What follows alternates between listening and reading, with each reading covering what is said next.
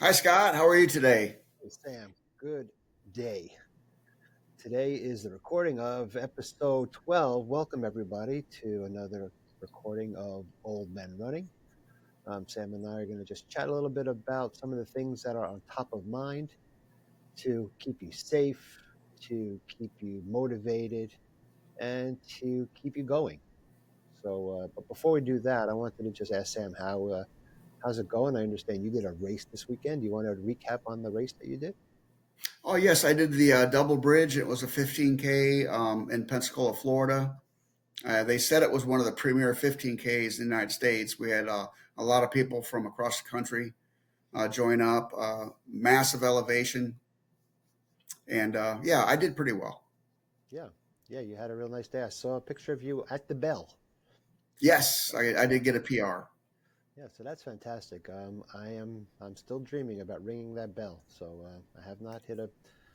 I mean, I guess the race I did, there wasn't a PR bell, but I haven't ran a race where I got a PR where there was a bell. Oh, that was the only race I've ever done where they had the bell. Yeah, yeah, they have the bell at CIM. There's a bell. They call it, well, there's a PR bell and a BQ bell. So Okay. if you're Boston qualify, you get to ring two bells. Well, so hopefully we'll ring those both someday. yes, hopefully, absolutely. I haven't raced, but I've been training, getting ready for my next race, which is not the race that you might have said last time. Recent entry into the New York City Half Marathon, which is on lucky St. Patrick's Day. That is my next race in about 6 weeks. So half marathon through Brooklyn and Manhattan. Well, congratulations on that, Scott. Yeah, I'm excited that I'm in that run, and it should be a lot of fun. It's a Yes, and absolutely. I was watching a video on it today, and something that I have to come to terms with is this is the run that throwaway clothes is going to be important because it starts out early and it's going to be cold, and so it could go from 30 degrees to 50 degrees by the time we finish. So No, I saw people wearing hats, gloves, and scarves, and as they were running, they just started tossing off clothes. So oh, this might be stop a at your Goodwill store yeah, right. That's where I've and done get it that before. stuff that you can That's toss. Yeah, that's a great tip, everybody. Don't throw away stuff that you like that's in the house unless it Right, doesn't because fit. you won't get it back, and the clothes you do discard usually will go to a charity. Yeah, so you're just getting it from Goodwill and giving it back to Goodwill. So Yes. great tip there. And so that'll be in about a month. And good thing I've been training for the half marathon 2 weeks later. So it just means I have to be ready 2 weeks early for my half marathon training. Going well there. But when I was thinking about the race, something that came to mind was running goals. So I wanted to pick your brain a little bit about how you conceive and come up with a goal for a set distance. I've been reading some things about, just mentally in your mind that, if you set a goal too aggressive, it puts a lot of pressure on yourselves to meet Yes. that goal. And you could just derail the finish because you're so stressed about breaking 2 hours in a half marathon or breaking 4 hours in a full marathon or 50 minutes or an hour in a 10K. Those are common goals that I hear from beginners or even That's intermediate very runners. correct. And you set that goal, you're just putting a lot of pressure on yourself, right? So when you set a goal, um, what's your thought process for doing so? Well, I have my main goal. Honestly, for like the half marathon or anything like that, I set a realistic goal, including for the marathons. So I'll have an A goal and a B goal. The B goal is, doing pretty good, and the A goal will probably trying to get a PR on that race. So if I get either or, I'm still good. But always set realistic goals for yourself. Yeah. All right. So you set two goals. Yeah, I do. Okay. So if I fall, hit either one or fall in between, I'm still good. Yeah. Yeah. I've been reading that sometimes that can not be in your favor, but I don't actually know why specifically. But someone thought that if you have two goals, then you're always going to go. You're always going to be satisfied for the easier goal, and you might as well just Correct, focus but on you that. always send. But it's not. You got your A, B, and C goal. Your C is the minimum. Your B is the mid tier, and your A could be like your PR. Yeah.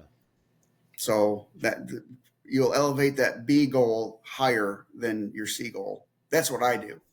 Okay. Yeah, it'd be interesting what other people do. When we have some guests next time, when we have some runners, we don't have a guest today. Sorry, everybody. You're gonna have to look at Sam and I just for this first Oh episode. shucks. Yeah, sorry, but we both wear black. Yes, we did. Yeah, and We're in mourning. yeah. So yeah, but I think that's a good question to ask our running guests. It would be from the higher the more I want to say professional runners or the more elite Yeah, people that we will have on the show eventually, yeah, just yeah, to get their perspective of it. That would yeah. be interesting. Okay, so we're going to start doing that. And if you have a concept about that, you know how to reach us. There's a Just leave a comment on Spotify from the channel. And also, if you have any questions that you want Sam and I to answer, we'd love to put together a segment where we just answer your questions. So right now we're coming up with questions and we're asking them of each other. But if you have a question that you want Sam and I to bounce around, then we'd be happy to take your question. And I think that would be a good way to share information that you want to hear about. Absolutely. Yeah. So we talked about goals, and I don't know if I mentioned this, but I wanted to say something fun. Like this episode was brought to us by the letter G, and I forgot to say that. For old, you forget. I said it. I said it right in the show notes, right before we were talking. You So, did. and I forgot. So, so yeah, if you guys are old enough, you probably remember Sesame Street, and most Sesame Street episodes are brought to you by a specific letter. Big Bird, usually they announce that. I don't know. I was thinking about Sesame Street this week, and that made me think of that. So the other thing I wanted to think about, and the reason why this came up, is because of what happened on my run yesterday. Yeah, the other G word is gels or nutrition. So yesterday I set out for a long run, and I had some hydration in the morning, just hydration, um, a power hydration product, and I got to my start point. I closed the car door. I started running, and I said, about a half a mile away, I said, "Oh man, I left the gel in my bag. Do I run back and get it, or should I just keep going?" And I thought, my mind said, "No, don't go back because you don't want to just mess up your time and your pace. Right. So just keep going. You probably have enough hydration in you." And I don't have any water, but I was going out for about an hour and a half to 2 hour run. My goal was to hit about 12 or 13 miles, which I did hit 13 miles yesterday. And I didn't bring anything with me at all, other than my phone and my headphones. And so the question is, and I survived, right? I Yes. finished. I mean, I did get slower, but that's just because I've been a little bit under the weather, and I think my body was just fighting that. So, but it wasn't. It was about time. It wasn't necessarily about a particular pace yesterday. So I survived without any nutrition on an hour and 50 or almost 2 hour run. Right. So I wanted to, I guess, squelch that misnomer that you'd absolutely have to have a gel on 90-minute runs. Now, races would be different because races, Yes, they would gonna be. be your pace is going to be a lot faster, and you're going to be working harder. Well, unless you just want to finish the race. If you were to, you're going for a PR or one of your B goal, which is finish at a certain time, then make sure you do carry nutrition and hydration with you. But how about you? Have you ever forgotten a gel, and how did you survive that run if you did? Well, even like in your case, because I have left my house without gels before, but I do run in this area, and if I do forget something, I will run back and get it. If it's a training run, I will allot that time for me going back and getting it. I did my 14 mile on Monday, so I did carry two gels with me. Okay, and that's what But it's not going to kill you if you forget something. If it's a training run, just if you can go, that's my opinion, is go ahead and if you're not too far into it, if you're more than 4 or 5 miles into it, keep going. But Yeah, like I would do, I've run home several times and gotten what I needed, be it gel, hydration, or whatever. yeah. And I'm not sure if I let it bother me, and that might have affected my run, but I don't think so. I pretty much forgot about it after I realized I didn't bring it. I didn't think about it again. I did think about running towards a 7-Eleven and then just running in there and getting a Gatorade. I said, "Oh, I have my phone. I can just pay with my phone." And Right. but it must have been one block more because I never passed the 7-Eleven. So I said, "I'm pretty sure it's on this street. It's like right there, right? Just past that light." And I got to that light, and I said, I keep going, then I'm gonna have to come back because I know that's the way back towards the start. So I didn't see the 7-Eleven, so I made the right turn, and that's when I gave up on taking a drink and taking a break. And I think I was already like 8 miles in, so I still had about 5, 6 miles to go. And Right. I said, "All right, I've gone this far without it. I have drinks back at the car. I had brought a cooler, so I had water and hydration back at the car. I had a peanut butter and jelly sandwich, Oh, there you go. so I was and a banana and a And a recovery snack. banana. Yep. So I had everything I needed back at the car. So that was my motivation. Get back to the car so you can start getting into those recovery snacks. So yeah, so gels are important, but if you forget them, forget it. Don't let it bother you. Exactly. I will agree with you on that. If it's a training run, unless you're trying to mirror like your goal pace for a marathon, half marathon, or whatever, then you might want to consider it a little different. But Yeah, if it's just a training run, you'll make it. yeah. I think you do a little bit more planning also for a race, so you lay out your stuff. You do. You You're do. not, Everything's you're laid not, out and ready to go. yeah, you're not going to forget it. So for some reason, yeah, whatever. Yeah. It happens. So I'll have it tonight instead. Yeah. And, that's going to be up to the individual, too. Yeah, right. You might not listen to you might not do what I did. You might say it's more important that I have that nutrition with me and go ahead, turn around, pause your watch or do whatever you need to do to keep your pace and keep your plan. Right. Yeah. So that's interesting. Good lesson there about forgetting gels. Yes. And actually, Monday, when I did my little over 14-mile run, I took a different route and I got lost. Yeah. I repeated the same area because it was dark, so I really couldn't see the street signs. So yeah, I ran that one neighborhood several times until I finally found my way out and got home. Yeah. So that does happen too.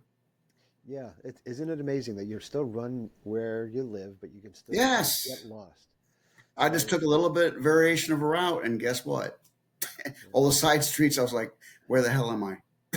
Well, yesterday I ran the first, it was an out and back. The first out, I just knew where I wanted to get to, and I just followed different streets, and I ran on completely different streets. I never ran on the streets that I ran on yesterday after Yes. after mile 4. So I knew how to get into the next town. There's like a path by a brook. And then as soon as that path crossed, I said, I'm going to just run in the neighborhood. And I didn't know where I was. And only one time did I turn right and say, "Oh, this is a dead end. I got to turn around." And when you Right. look, and when you look on Strava, you look on your map, you see this little line, and that didn't go anywhere. So you can count Well, in me the out on military, we didn't call it lost; we call it tactically disorientated. that. Of course, he did. All right. But So I don't know with you, but taking a different route once in a while and getting a little bit of change of scenery just makes it more enjoyable yeah, on the yeah. long runs. Yeah, so yeah, that's what kept me going yesterday. I didn't worry about that kind of stuff. I just said, I don't know where I am. As soon as I get to a street where it pops out, I know where I am. Then I'll be able to turn around. And so two mistakes yesterday. One dead end, and then there was one place where I crossed an intersection where I can either run on a heavy trafficked road Right. or I can jog down a railroad track. And I So what'd you opted choose? I opted for the railroad track. Okay. and I'm not sure if that was better because there were no trains were coming. It's a Right. closed railroad track, and I said I can just run to maybe about it was probably like 800 meters, and I'll just run on the right on the sides of the railroad. The metal part was all gravel Right. and dirt and garbage. And for some reason, people think they can just throw garbage there, or just garbage appears there on the railroad track. Or I can run right between the tracks and just step on the two by fours that are separating between Right. The railroad ties. Yeah. the ties. Yeah. So I tried to run on the ties, and I was jogging, and then one time I kind of stepped short, and my heel dropped because I didn't hit it. I didn't hit it enough on it. I hit more like a toe, and my just heel just dropped down, and that didn't feel very good. And I saw that I still had a bit of ways to go. So I said, you know what? We're just going to not worry about pace here. And I'm just going to walk gingerly and just step on each railroad tie in the middle until I get off of this. And then I can get back on the road. So, yeah, That was an interesting run for you. yeah. So a few things happened yesterday. Yeah, no It's nutrition. always an adventure. Yeah. So yesterday was a run for adventure. And yeah, and then I ended up on a major highway, but luckily it was there was a big shoulder. Uh, Ran by a cemetery I never saw before, and that was kind of interesting because cemeteries are interesting. That's really cool. So you took it was a totally different route for you. Yeah, Absolutely. yeah, yeah. I never saw that cemetery before. It was little and it was old. The tombstones were really tiny and they were dark. You couldn't really read what was on them. Some of it was worn off. Um, Well, see, you noticed that on your run. So, I mean, that's really cool because yeah, to notice something like that during your run, yeah, and it just kind of actually kind of changes your mindset for a minute to where like looking at something, but you're still running. yeah, And that's what I think a change of scenery is really good sometimes. yeah, yeah. So yesterday's run was just that. It was just full of what am I going to run upon next? Right. That's And really cool, though. yeah, yeah, so I did like the run yesterday, and then I found out where I was, and I said, "Oh, I've got 2 miles left. I'm just gonna not gonna make any more diversions. I'm just gonna go straight." To where you know you're going. Yep, yep, and made it back and lived to tell the tale. So, You, what did I do yesterday? Well, we always talk about what shoes we ran in. So most recently, so that was the New Balance SC Trainer V1. okay. High stack, very soft and cushiony, kind of bouncy. Uh, Overall, good shoe.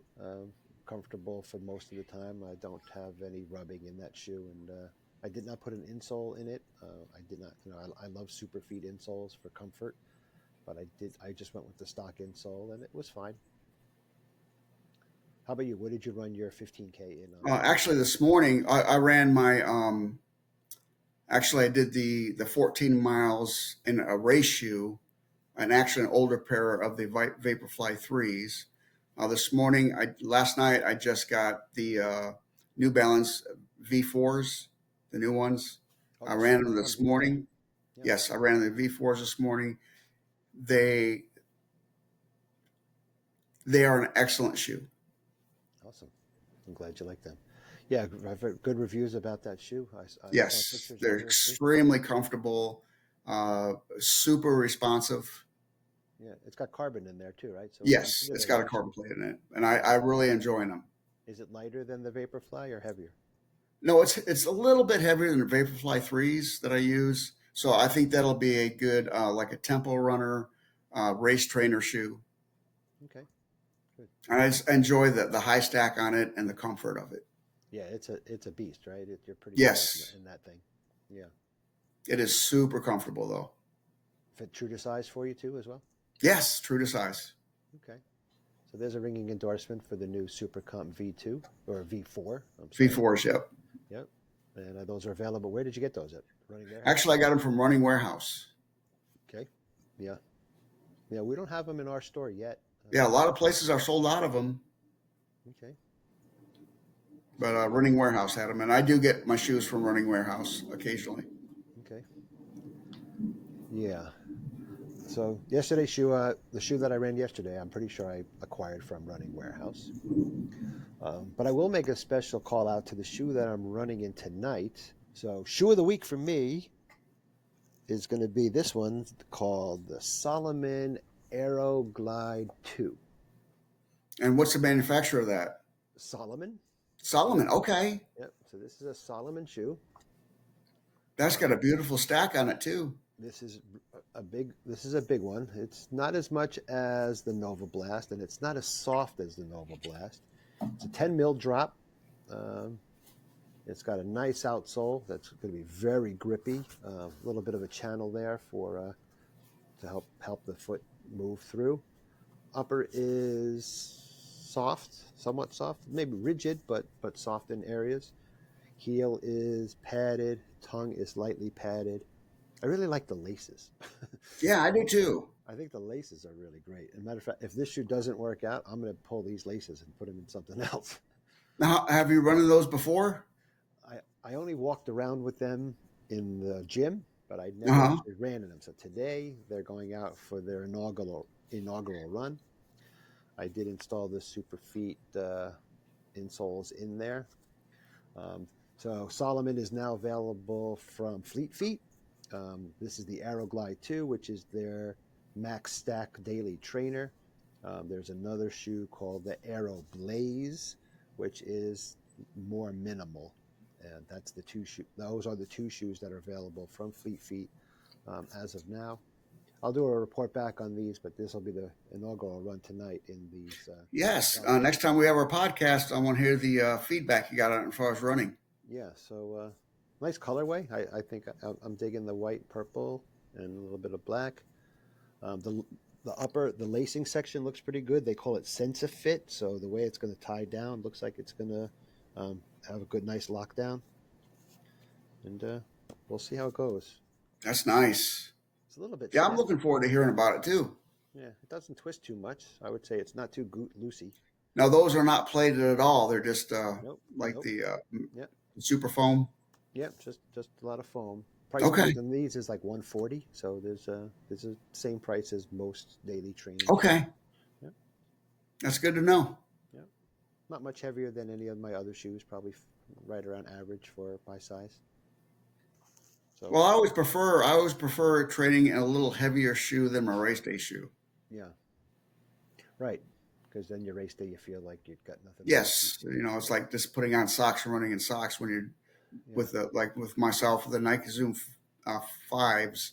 It's a heavier shoe, or the New Balance, and then you put I put my Vapor 3s on. It's just like you're floating. Yeah. So Floating is. I always train heavier than what I race with. Yeah. Yeah. Most daily trainers are going to be heavier, and Yes. the upper is a little lighter, but there's still good support. You need support, especially if you're Absolutely. out there for a while. Well, looking forward to your feedback on that. Thank you. Yeah, I'm looking forward to trying them out tonight. I've had them for a week or so, and I haven't found a run where I wanted to use them. I didn't want to go long in case I didn't like them and I was far away. So this is a shorter run tonight. So it'll be. How far is the run tonight? Somewhere between 4 and 5 miles. Okay. Yeah. And how many people are you going to have in your club tonight? Usually. Tuesday night, we usually get about 6. Okay. Yeah. That's a manageable group. Yeah. We all run with lights. It's an out and back. Hopefully nobody gets lost. If there's a newcomer, then we hang back and make sure that we run with the newcomer because they don't know. If they start reporting on the cemetery, then you know they got lost. Yeah. There was only one time when we finished the run and we said, "Hey, where's that new guy? He never came back." Never did. He could still be out there. This was months ago, and we just never even saw him again. He didn't come to another run, so he could still be wandering around. Are you checking the missing ads or TV? And we always laugh about it. Every time we tell the story about, hey, you can't get lost, except that one time. Except that one time. He might have just said the heck with it and left. It's always funny when we talk about that. Yeah, he might have just turned around and came back early and said, Yeah, either that or he came back. that does happen. Yeah. So we're It's not not for sure. me. Bye. Yeah. Yeah. We don't know. All right. So why don't any last words here before we wrap Really this episode up? quickly, I just Yeah. do really quickly. I just want to cover a little bit of what I've dug up on as far as running safety, especially in built up areas, suburbs or cities or anything like that. Hmm. We got a couple. What I would, any of our listeners, I pulled up the Florida state statutes for running in Florida as far as pedestrians and running in areas without sidewalks, because I don't have many sidewalks in my area. So one of the top rules, and like I said, whoever's listening to this, if you're out of state, go ahead and Google your state's laws and see what your responsibilities are and the responsibility of drivers are, because it varies from state to state. So the first thing we want to do is you always want to run against traffic. Hmm. Okay, and you got a lot of people that number two is bring your phone. A lot of people say I don't want to run with my phone or anything like that because I'm more free. Well, if you're doing a long run or anything like that, and you get in an incident and you don't have the assistance on your watch, you're going to want to have your phone. Be it a an accident or you're injured or there's another situation going on where you need immediate assistance. Okay, a big thing, and I've run into several runners out here that don't wear reflective clothing. They wear dark clothes. Hmm. Okay, and the big thing is wear reflective clothing Or lights, right? or lights, reflective clothing or lights. Hmm. I got one of the military reflective belts. You can see that thing 3 miles away when lights hit it. Another thing is to make sure that you plan your route. It's a good thing to vary your routes depending on where you're at, but always plan your route. And And they say to go ahead. should you share your route with other others You that should aren't running? say with a significant other or a friend of where you're going that day. Yeah. And this is all if you're running by yourself, not necessarily if Yes, you're running by a yes. group. I mean, except for races, I run by myself. Okay. So most That's all right. people in this area do just run by themselves. But it's always, you always want to know or let somebody know where you're going, roughly what time you're going to be back. Yeah. Another thing is avoid the over the ear headphones, and that way you can. I use the open run or aftershocks, the bone conducting, so your ears are open. But I do have seen some people that wear the over the ear ones. You cannot hear, oncoming anything Yeah. coming behind you or oncoming traffic Yeah. Over the ear or earbuds are not a good or earbuds, not good something that either. is blocking the your ear itself. Yeah. So this would not be good. Right, right. Just blocking earbuds. iPods or Yep. like you're wearing right now. It's just not a good idea for races. It's okay because it's a controlled environment. But if you're running on the road, you still want to be able to hear things. Yes. Another thing is when you're running, carry an ID with you or an ID bracelet. Right. Always have something on you. Right, Road ID. right. Um, the other thing is, like I said, to be seen, be visible, and for certain areas, get some self defense training, Hmm. especially for the ladies, because that has been an issue where runners. What I've looked at is some female runners have been followed home when they're running. They actually get followed home, so it's always good to just get a basic defense in case you got to protect yourself, depending on where you're at. Yeah. And if you can, always run with somebody else. A lot of times we can't run with others, but if you can, run with a group. Hmm. Always obey traffic signals. If you're running in the city, like in Florida, and I have seen, I'm sure you've seen the videos too, where runners get mad because the cars are too close to them. They start slapping windows or smacking mirrors. That's a bad thing to do, is Yeah. smack other cars because they're too close to you. Yeah. You create road rage, right? They'll pull out. Right.